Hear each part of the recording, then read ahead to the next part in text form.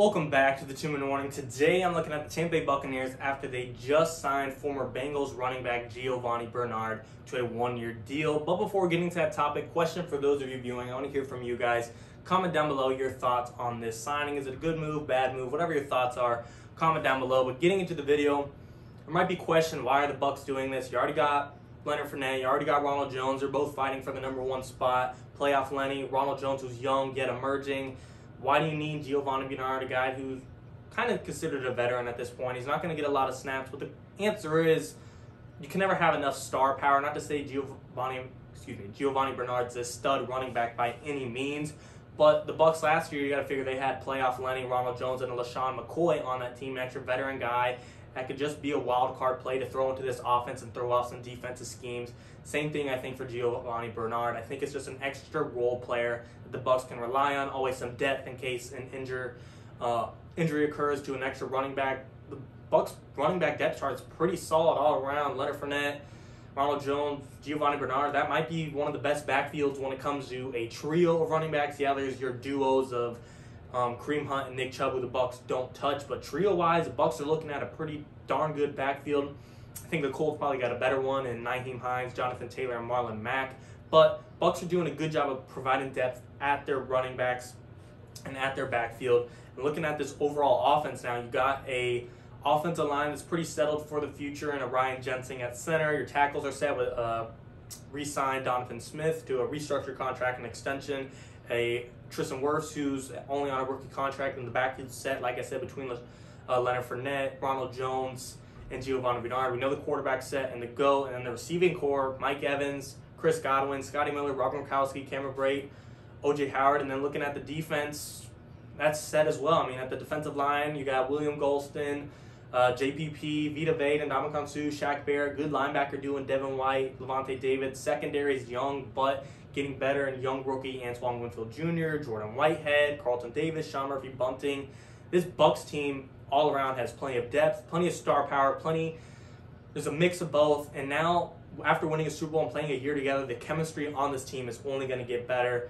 Giovani Bernard, this is not going to make or break the Bucs if they're going to be a Super Bowl team, but it can make or break maybe an extra first down in a couple of games, just an extra wild card offensive play that the defense wasn't expecting.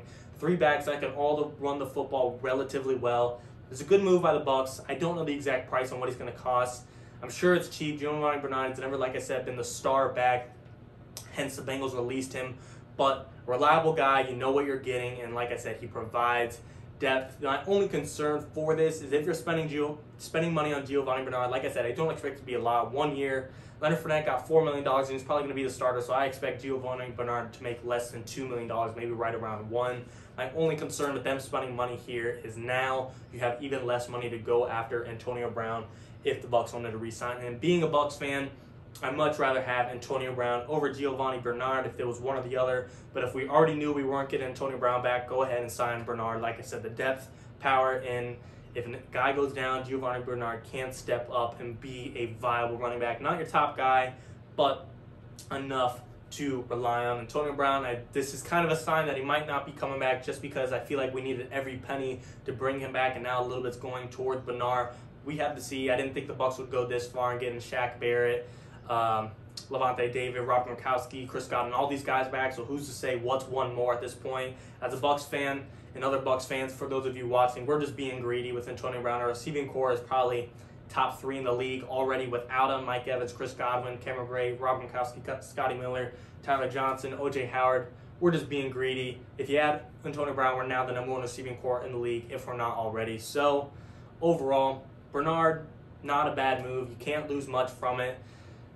Unless, I didn't see the exact number, unless he's costing $10 million, there's just no way that's happening. But I expect him to be on a super cheap contract and add a little bit of depth and a little bit extra reliance to this offense that's well coached by Bruce Arians and Byron Leftwich, the offensive coordinator of the Bucs. They're looking like they're ready to go back-to-back. They're looking like they're ready to repeat.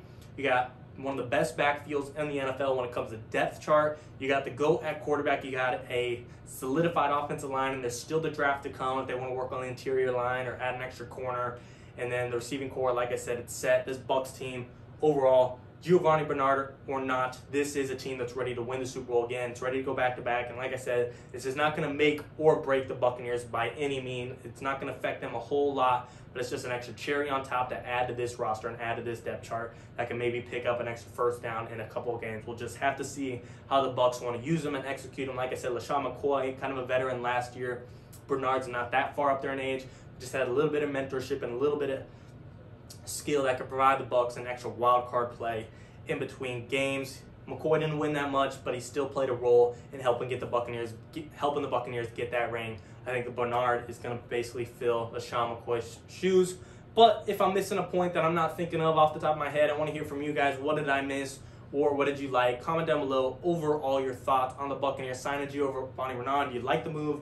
Do you not like the move? And of course, I want to hear, do you think this will prevent us from getting Antonio Brown, or do you think we're still going to get him? Whatever your thoughts are in general, comment down below, guys. Thank you for watching. I'm happy with the Bucs move here. However, like I said, I'm scared it costs us AB, but we'll just have to see.